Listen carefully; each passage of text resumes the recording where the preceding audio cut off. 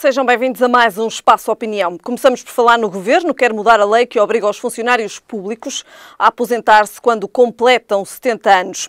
O CDS pretende que a Ministra da Justiça indique que medidas urgentes estão ou vão ser tomadas para colmatar as falhas graves que os relatórios dos presidentes dos tribunais apontam nas infraestruturas da Justiça. Na saúde, falamos do Hospital Amadora Sintra. Chefes de obstetrícia avançam mesmo com demissões. Analisamos a importância dos festivais para o desenvolvimento da economia. E na política internacional, Marine Le Pen já não vem a Portugal. O Web Summit retira então o convite. São então estes os temas que temos hoje em análise e comigo em estúdio tenho Pedro Meira. Pedro, obrigada desde já pela sua presença. Pedro, vamos começar precisamente com o Governo. Quer acabar com reforma obrigatória na função pública aos 70 anos. É o nosso primeiro tema. Consequências. Olá, Helena, boa noite e boa noite a todos os telespectadores que nos seguem. Portanto, a nível da administração pública, desde 1926, do século passado, que havia uma obrigatoriedade de uma reforma compulsiva quando os funcionários atingissem, portanto, os 70 anos de idade. As pessoas chegavam aos 70 anos de idade e eram compulsivamente reformadas. O Governo vai, através do Ministro das Finanças, está a preparar um diploma para alterar esta situação, no seguimento de uma recomendação feita pela Assembleia da República há 2 anos. E o que é que acontece? Isto é um diploma realmente de extrema importância. Porquê? Porque é um diploma já ultrapassado, é um diploma de 1920, portanto já com bastantes anos, e é curioso, e citava aqui uma frase do legislador à época, que dizia o seguinte: esta legislação servia para arrumar os ineptos pelo progresso dos anos. É um benefício necessário para a administração. Ou seja, os anos passaram e o que é que acontece? Temos situações como, por exemplo, e dar um exemplo concreto do professor Manuel Antunes, que é cirurgião caratoráxico no Hospital de Coimbra, extremamente conhecido, que foi obrigado a reformar-se aos 70 anos, com as suas capacidades ainda em pleno, e agora não pode desenvolver a sua atividade, portanto, no setor público e está a desempenhá-lo no setor privado.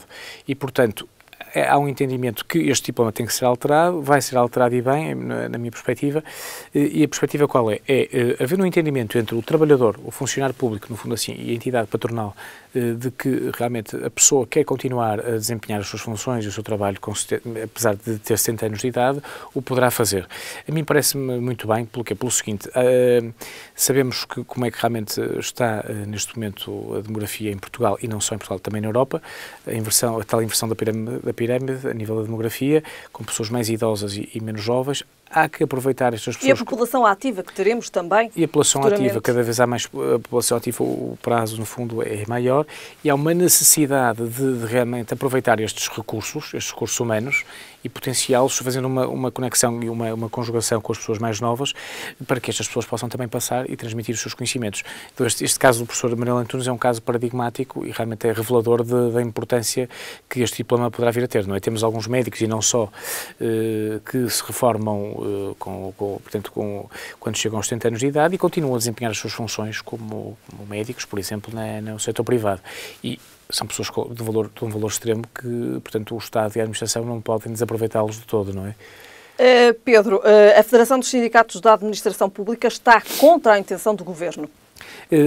Esta recomendação que foi feita, portanto, há 2 anos pelo Parlamento, foi portanto, votada favoravelmente, creio, pelo PS, pelo CDS e pelo PSD, tendo o voto contra, portanto, da CDU e do Bloco de Esquerda, não é?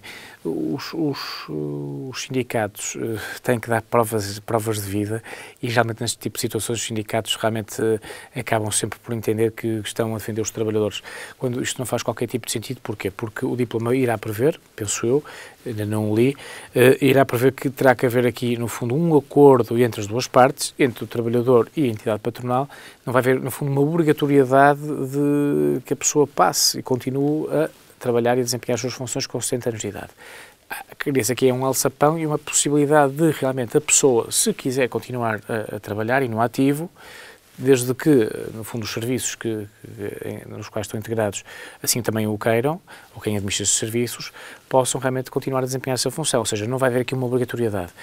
No fundo, o sindicato e os sindicatos estarem contra esta situação, eu gostava de saber e perceber qual é o argumento do sindicato, não é? Nesta situação. Eu não consigo vislumbrar qual será o argumento concreto do sindicato para ir contra uma medida que não vai, de modo algum, prejudicar os trabalhadores, não é? Mas os sindicatos, muitas das vezes, têm que dar sinais e provas de vida e para isso muitas vezes estão contra tudo e contra todos, não é? Faz sentido equiparar o regime público ao privado?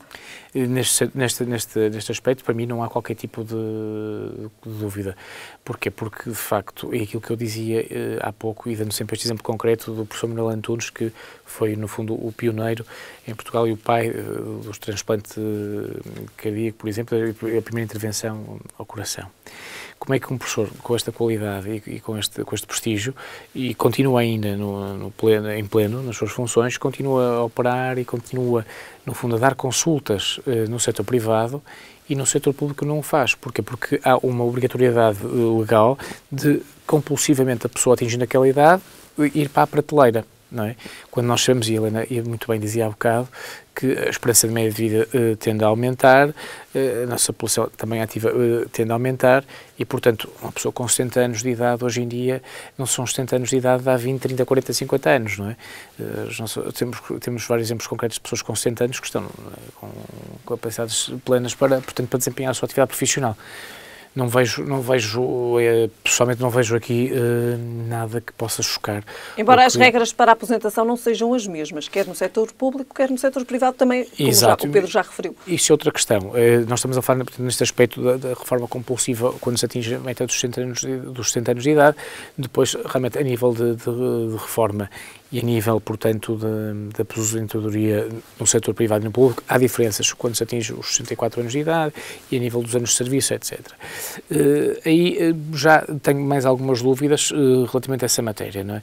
Agora, relativamente a esta questão específica, que é isto que se está aqui a tratar, e realmente é o tema, dos 60 anos de idade, não me parece que seja, de facto, negativo para a administração pública, não me parece, pelo contrário, porque não vai haver uma obrigatoriedade, não é? Há uma possibilidade e acho que faz todo sentido. Faz todo sentido haver essa possibilidade? Claro que sim. Alterar esta, eu sou adepto assim, eu sou sempre adepto da renovação, como é óbvio, e é importante dar lugar aos mais novos também, mas haver aqui uma conjugação entre os mais velhos e os mais novos para que realmente haja uma otimização dos serviços, isso é fundamental em tudo na vida, não é?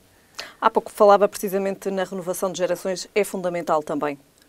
É fundamental e possivelmente vamos voltar a este tema mais à frente, a renovação de gerações e isso vê-se em vários setores, por exemplo, na questão, há várias queixas a nível dos sindicatos de polícia, a nível dos médicos também, em que, portanto, há uma população muito envelhecida nessas áreas, a nível de polícias e eu creio agora até que, por exemplo, em algumas procissões, creio que até foi em Lamego, foi necessário recorrer a forças especiais porque os quadros da polícia já seriam bastante idosos e não havia quadros suficientes para fazer o acompanhamento dessa procissão, não é? Isto é um pequeno exemplo no país e, portanto, é necessário realmente um investimento e uma abertura de concursos públicos e uma abertura também, no fundo, da administração pública a que haja esta renovação. Isso é fundamental. Muito bem. Pedro, agora falamos de justiça. O CDS quer medidas urgentes para colmatar falhas na justiça. Precisamente também esta notícia vem na sequência dos relatórios dos presidentes dos tribunais que apontam a várias falhas nas infraestruturas.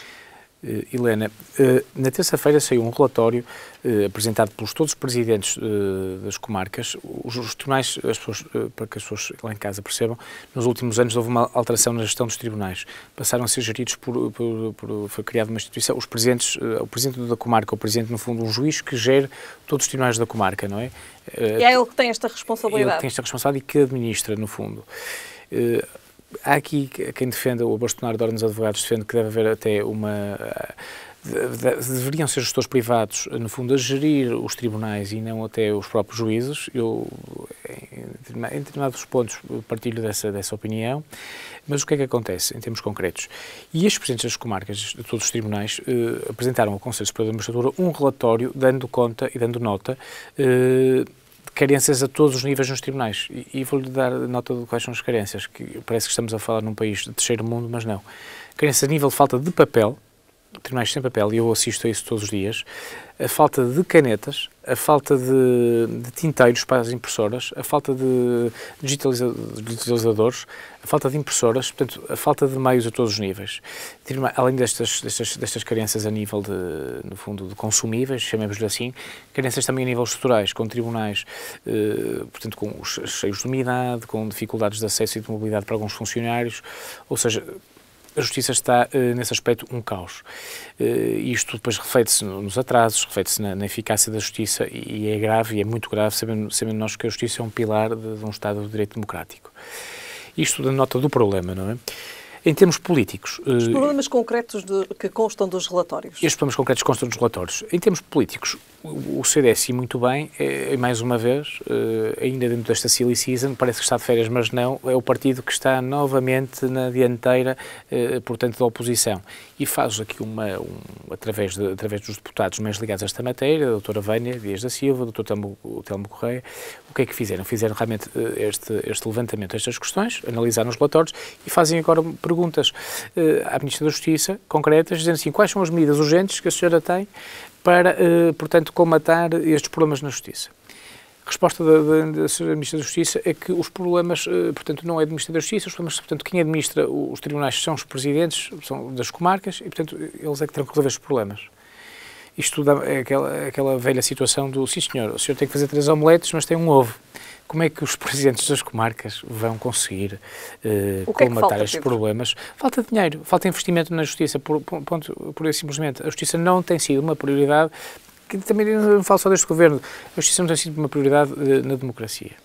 E a Justiça tem que ser um dos setores prioritários num Estado de Direito Democrático, não tínhamos a menor dúvida nesse aspecto. Porque não se pode conceber que num tribunal... a Justiça realmente melhorou bastante nos últimos anos em termos de funcionamento, através, por exemplo, do programa Sítios, que foi, de facto, e é preciso dar nota disso, uma evolução tremenda a nível da Justiça portuguesa. Agora, não podemos embandeirar em arco, só com a criação dos sítios, quando sabemos que há tribunais pelo país inteiro que não têm, Helena, dinheiro para impressoras. Eu próprio, e tenho que confessar aqui, não vou especificar qual tribunal, nem o juízo, tive uma vez que emprestar quase também folhas, um maço de folhas, a funcionários porque não tinham folhas para imprimir. Isto é gravíssimo. É gravíssimo num Estado que se diz, o Estado português é um Estado integrado na União Europeia e um Estado que eu diria de primeiro mundo, não é? O CDS esteve muito bem, faz estas perguntas à Ministra da Justiça, a Ministra da Justiça não pode passar a pasta e a bola para os presidentes da comarca. A nível de orçamento, é que o Governo, pura e simplesmente, tem que investir a sério na Justiça. Ou então, ser claro e dizer-nos que não é uma prioridade para o Governo a Justiça, o bom funcionamento da Justiça em Portugal. Quem diz Justiça, falamos também, por exemplo, da investigação criminal. A investigação criminal, Helena, a Polícia Judiciária está em pantanas. Ou seja, não há aqui um investimento, e eu não quero aqui criar aqui um alarme social, mas não há aqui investimento do Governo, por exemplo, na investigação criminal. Porquê? Por que será? Nós teremos todos, se calhar, respostas para isso, mas não queremos dá-las, não é? E, portanto, é necessário uma aposta mais realmente efetiva. Fala-se também na saúde. A saúde é também outro dos pilares... Que iremos falar mais à frente. Outro dos pilares, outros pilares da sociedade. Mas a Justiça é fundamental que funcione. Para quê? Para que alavancar também a economia e o funcionamento da economia. Porque as empresas, quando vêm para Portugal e quando querem investir em Portugal, um dos indicadores que analisam, nesses estudos que fazem, é a eficácia e a eficiência do sistema judicial. Isso é muito importante. E realmente a Justiça não pode continuar a viver nesta situação. Estas falhas que estão então presentes nestes relatórios que foram então concebidos e apresentados, têm implicações diretas no normal funcionamento da Justiça? Tem implicações diretas, isso não tínhamos a menor dúvida, porque a partir do momento em que isto é como em qualquer empresa, não é? Quiser, no fundo, criar uma dinâmica diferente na gestão do tribunal. Puseram um juiz a presidir e a dinamizar e a organizar o funcionamento dos tribunais numa comarca. Mas a partir do momento em que esse juiz tem dificuldades orçamentais para poder comprar uma resma de papel, isto tem implicações diretas no funcionamento e no dia-a-dia dos tribunais, sobretudo na vida dos funcionários, que são os grandes sacrificados, no fundo, do sistema judicial. Temos poucos funcionários funcionários judiciais, também preciso dar nota disso, para o volume que os nossos tribunais têm. os nossos funcionários judiciais, eles próprios, muitas das vezes, e eu sou testemunha disso, pessoal, desempenham o seu trabalho, a sua função, o seu labor, para lá das horas de serviço, fazem horas extra, que é uma coisa realmente absolutamente assustadora, são os braços direitos, muitas das vezes, dos juízes e muitas das vezes uns grandes auxiliares também dos próprios advogados, e são, no fundo, o parente pobre da justiça. São parente pobre da justiça. E depois nem meios têm para trabalhar. Isto tem implicações, de facto, no funcionamento direto da justiça. Pedro, de facto aqui o CDS também já apresentou um pacote de medidas para, digamos assim, melhorar a justiça. Isto também vai de encontro um pouco àquilo que o CDS tem vindo a fazer ao longo deste ano. O CDS ao longo deste ano o tem apresentado, e mais uma vez pela doutora Vânia Dias da Silva, que é o colega advogado e que está realmente mais ao leme desse tema, tem apresentado um conjunto de medidas concretas, específicas, apresentadas ao Governo, para que o Governo, no meio destas propostas, e é isto que as pessoas têm que mudar um pouco esta visão na política. Apesar de nós estarmos na oposição, ou estamos no Governo, nós temos que aceitar e que ouvir também medidas da oposição e medidas que são realmente concretizáveis e que vale a pena implementar. Não é pelo facto das mesmas virem de outro partido que não as tínhamos que apresentar. E é isso que a mim me faz e causa-me ainda algum problema. É este paradigma a nível da política que eu acho que tem que mudar. Começa a mudar aos poucos e tem que mudar cada vez mais. E o CDS tem tido um papel charneira neste capítulo da Justiça. Os outros partidos não têm apresentado, de facto, propostas concretas. Fala-se na criação, como já houve em tempos, há uns anos atrás, há 10 anos, no tempo do Dr. Marcos Mendes, num Pacto da Justiça, que acabou por não funcionar e não se concretizar. Há um livro muito interessante que é Os Problemas da Justiça, portanto, testemunhos e depoimentos de vários agentes da Justiça de há 10, 15 anos. Ainda era bastonário o Dr. José Miguel Júdice. A Helena lê aquele livro e parece que estamos a ler um livro escrito ontem. Portanto, os problemas mantêm-se, os problemas são sempre os mesmos há 20, 30 anos. Arrastam-se. Arrastam-se e, portanto, a responsabilidade é de todos. E por isso é que eu digo, o CDS muito bem, presentemente, tem apresentado as suas propostas, o PS e até por intermédio do Dr. António Costa, que foi em tempos Ministro da Justiça, não convém não esquecer, tem uma responsabilidade acrescida nesta matéria porque sabe o que é que se está a falar. Sabe quais são os temas em concreto que se estão a aplicar. Esta Ministra da Justiça é uma ilustre procuradora, portanto, do Ministério Público. Eu tenho ótima impressão dela. Agora, acho que é, de facto, importante um maior investimento e maior aposta na Justiça. Muito bem. Agora falamos também da saúde e falamos especificamente do Hospital Amadora Sintra, onde os chefes de obstetrícia avançam com demissões. Mais um exemplo da falta de investimento nos recursos e na administração pública. O que é que acontece, Helena? Estes médicos, estes chefes de serviço de obstetrícia, têm vindo a reclamar, junto à administração do hospital, têm vindo a reclamar o quê? Mais especialistas, mais médicos especialistas, mais investimento e maior renovação do quadro dos médicos a nível da ginecologia e obstetrícia. Porquê? Porque não conseguem dar acompanhamento e resposta.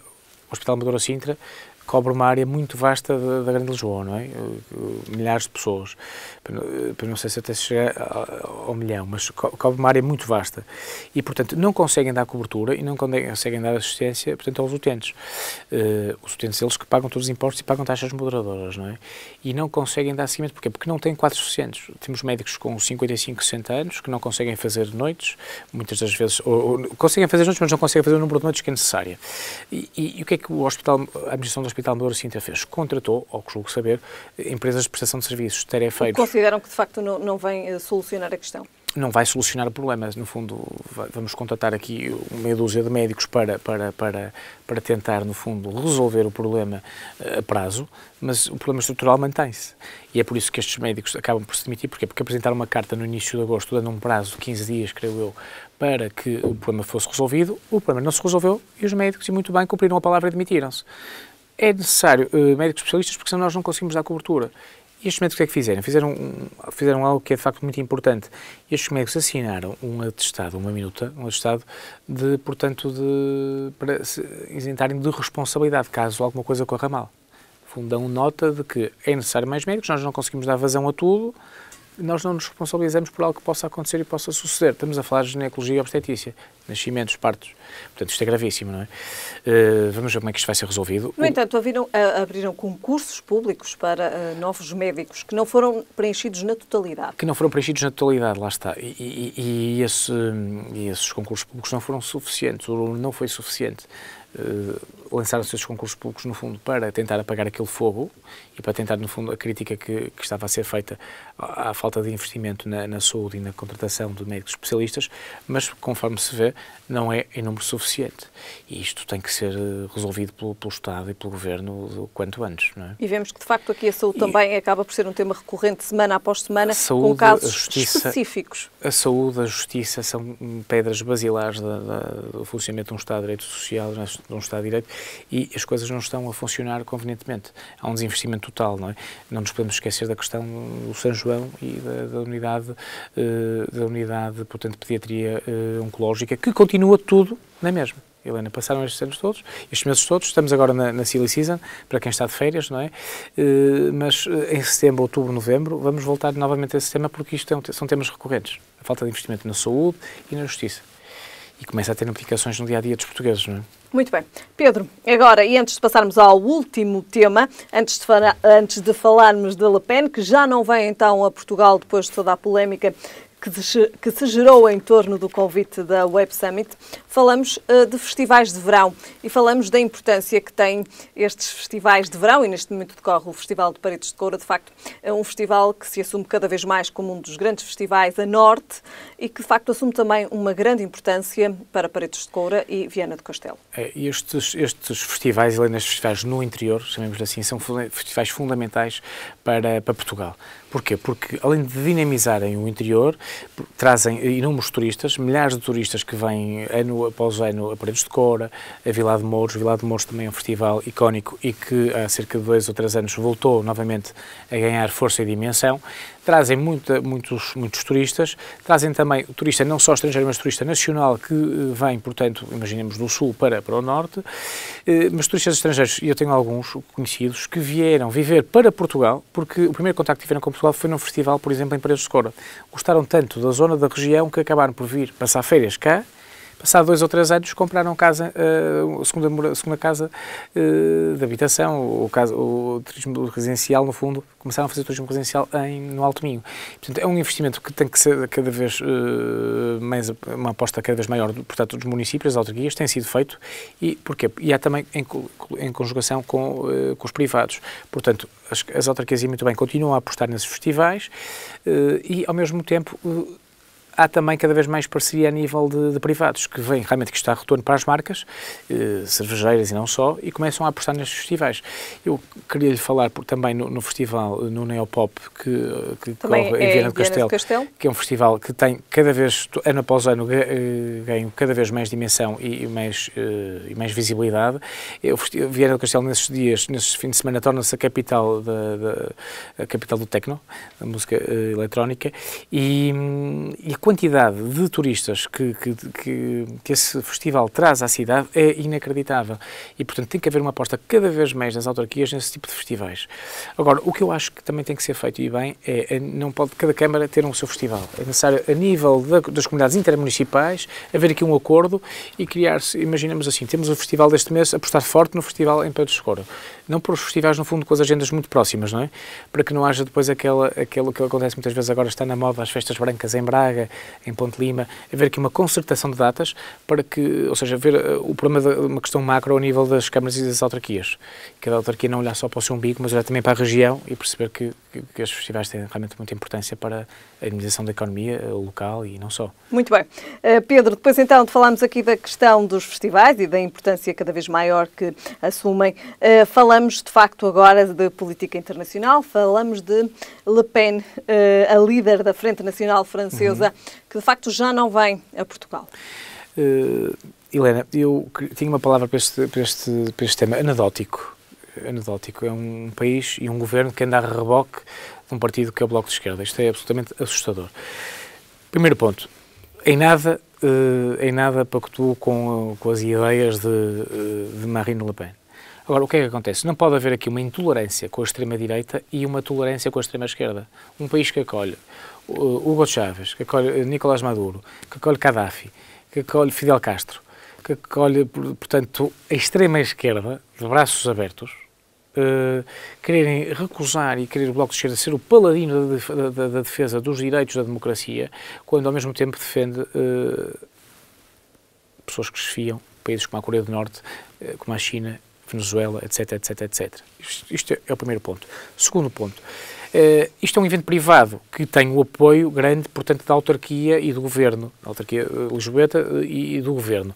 Portanto, o privado que está a organizar este evento não tem que dar satisfação a quem apoia. É como os festivais de música. Os festivais de música são organizados por privados, que têm apoios das câmaras municipais e não têm que dar satisfações agora às câmaras municipais que vão trazer agora uma banda de música para um concerto, um festival de música rock.